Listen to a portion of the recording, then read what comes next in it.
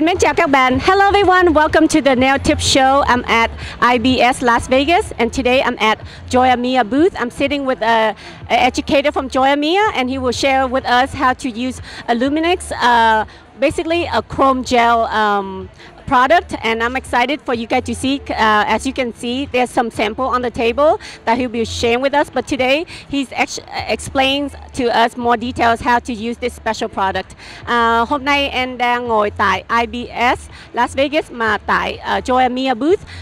Hôm nay anh rất là vui là có một người anh rất là dễ thương, anh tên là Vin. Anh sẽ chia sẻ với chúng mình một cái demo cách dùng cái Aluminix chrome gel ha. Bây giờ chúng ta cùng bắt đầu. Hello anh, how are you? I'm fine. Dạ, xin chào chị An. Hôm nay rất là vui được chị An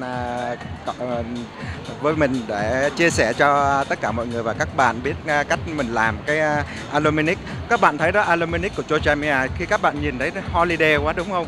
Rất là party, thấy không? Rất là thích. Nhưng mà đây là một cái sample, khi các bạn sơn sample không đã thấy nó đẹp lắm rồi, đúng không? Nhưng khi mình muốn chia sẻ thêm một chút xíu đó, mình nghịch với nước sơn đi, mình enjoy với nó đi là mình sẽ cảm thấy trong đây mình khám phá được rất là nhiều cái idea, cái ý tưởng này mình làm.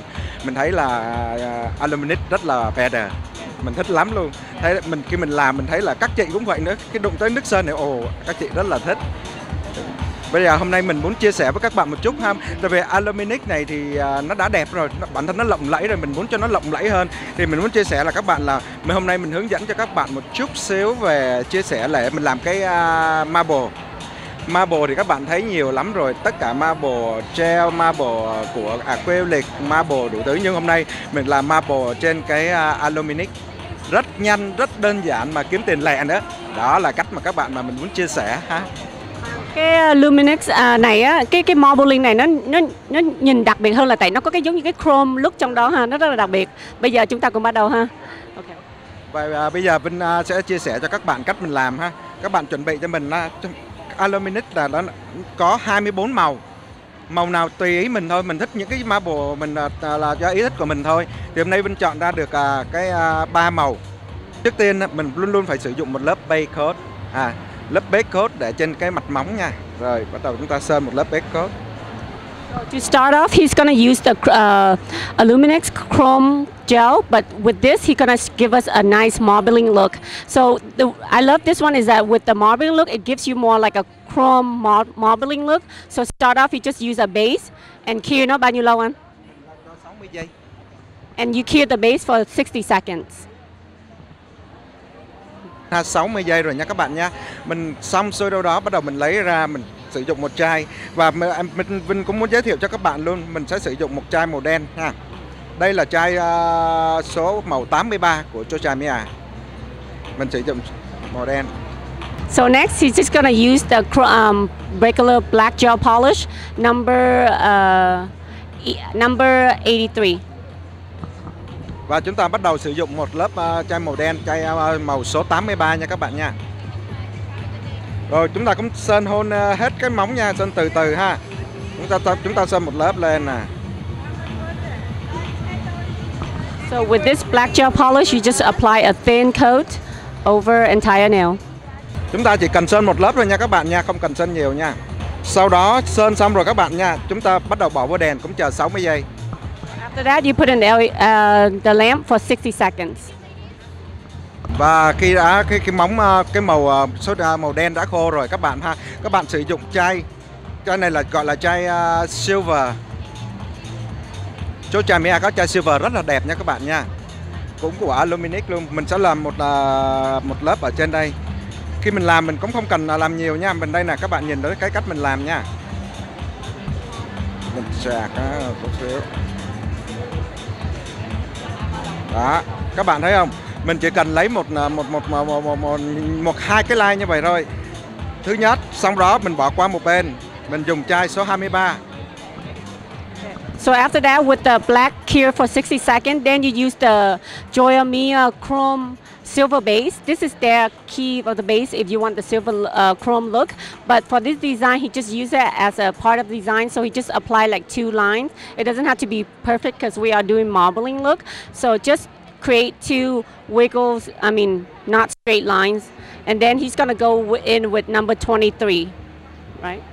Và chúng ta sử dụng chai số 23 nha các bạn nha. Mình cũng làm một cái line đơn giản thôi, không cần cầu kỳ lắm, mình cũng đi theo nó từ từ thôi ha. Rồi ha. Rồi các bạn chùi nước sơn lên một chút, các bạn đi lớp thứ hai. Rồi, các bạn thấy không? Bây giờ mình đã loang hai màu vào với nhau rồi.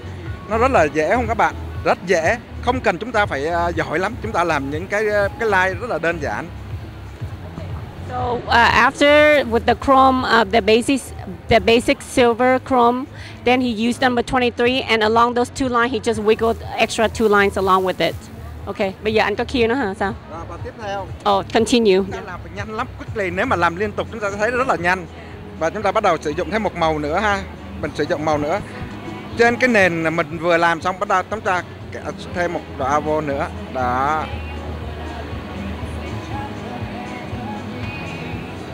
Rồi.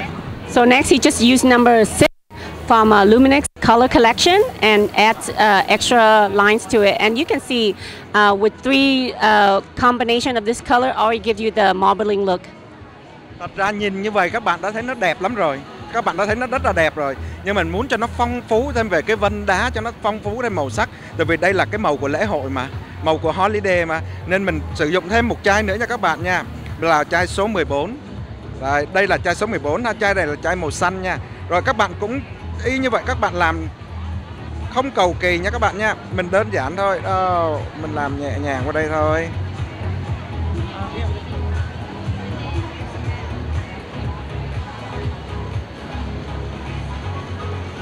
Rồi, lúc này mình thấy nè, trên cái mặt vân đá nó có màu đậm, màu lợt, nó đủ màu rồi. Mà những cái màu mình chọn mình thấy nó rất là đẹp nha các bạn nha. If you could stop right there after three colors, but if you want to add more layers, he just add number 14 from Aluminix color collection, and to add more depth and design, he just add another color. So after this, you bought Kier for bao nhiêu lâu anh? Mình cũng bỏ 60 giây. Okay, so after that, you're gonna put in the lamp for 60 seconds. Mình làm tới đâu mình nên đậy lại nha. Cái đây là cái technique mình nên nhớ, là mình bảo quản nước sơn, mình tới đâu mình vặn chặt lại. Màu của Aluminix rất là đẹp. Bình thường các bạn đã thấy nó đẹp rồi. Bây giờ các bạn design thêm, các bạn làm thêm nữa. Có lẽ là sắp tới mùa lễ hội nhiều đúng không chị? Mùa Noel, mùa rất là nhiều mùa và Aluminix này rất là đẹp. Khi chúng ta đã thấy nước sơn khô ha, chúng ta sử dụng top coat. Luôn luôn phải có top coat. Hôm nay mình cũng lấy top coat và sử dụng top coat của Chang. Top coat của Chang là top coat không chùi nha các bạn nha. Mình chỉ cần sơn một lớp lên, mình cho vào đèn là nó khô rất là nhanh. Thì các bạn thấy mình làm step by step thì các bạn thấy lâu, nhưng thật sự khi mình làm, mình bỏ một lớp silver lên, xong mình apply liền 3 lớp kia lên rất là nhanh, quickly. Và chúng ta đã xong như vậy, chúng ta bỏ lớp top coat lên. Then he just gonna go in with the top coat, Joya Mia No Cleanse top coat.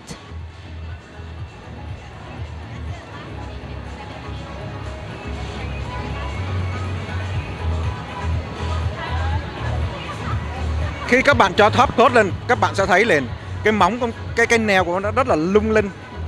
Và cái lớp silver nó làm cho cái móng, và cái Aluminix, cái màu sơn nó làm cho cái móng rất là đẹp rồi.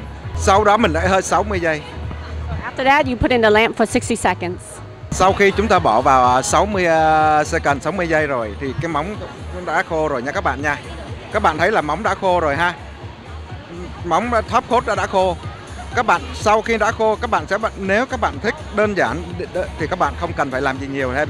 Nếu các bạn thích nó có thêm một chút gì đó về để cho nó sặc sỡ hơn, cho lung linh hơn, mà cho nó nhìn nó, em không biết nói là sao, để cho nó nhìn nó sáng hơn, thì các bạn có thể dùng trên đó, các bạn dùng diamond rồi những cái phụ kiện các bạn để trên đó thì cũng rất là dễ nha các bạn nha. Mình nói sơ luôn các bạn biết, ở đây ở Chang đã có cái poly gel, trong đây nó có cái gel gọi là diamond gel, rất là dễ nha các bạn. Các bạn chỉ cần lấy một miếng tí xíu rồi thôi nè, cần một cái gì đó các bạn, rồi phải không? Các bạn để ra trên cái mặt móng, trên cái tay khách, các bạn chỉ cần để xuống vậy nè nha các bạn nha. Rồi khi mặt móng đó đã khô, mình chỉ cần dính xuống, mình ấn xuống.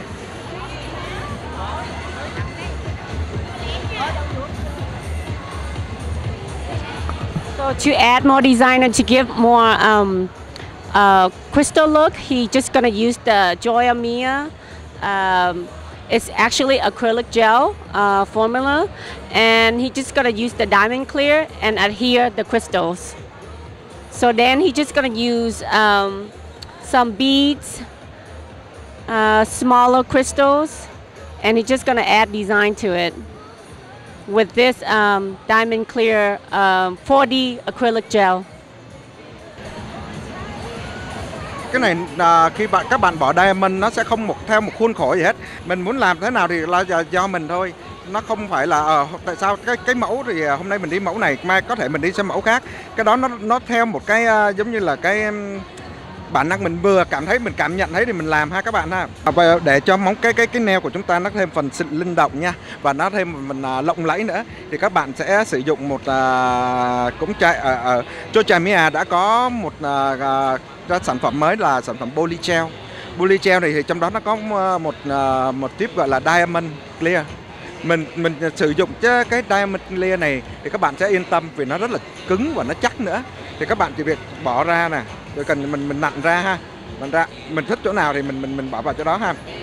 Đó, mình ví dụ như mình thích ở cái điểm nào, ha, mình nặn ra, mình bỏ vào đó.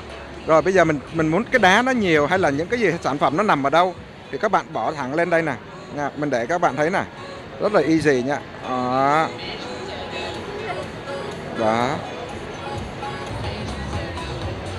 Bây giờ các bạn thấy nè, cái móng của chúng ta đã được trang trí thêm rồi đó. Các bạn sẽ thấy rằng rất là lung linh nha các bạn nha. Cái bộ móng này mà đi tiệc em nghĩ là rất là đẹp lắm đó chứ.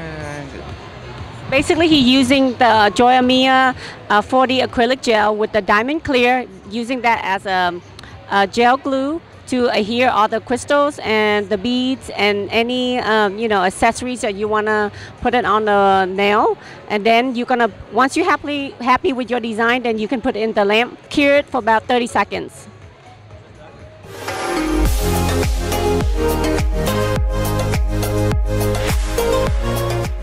Ok, cái đó là cái hoàn tất của cái tutorial này. Cảm ơn các bạn đã theo dõi chương trình. Em cũng muốn cảm ơn anh Vin và cảm ơn Joya Mia đã cho mình một cái nail art rất là đẹp.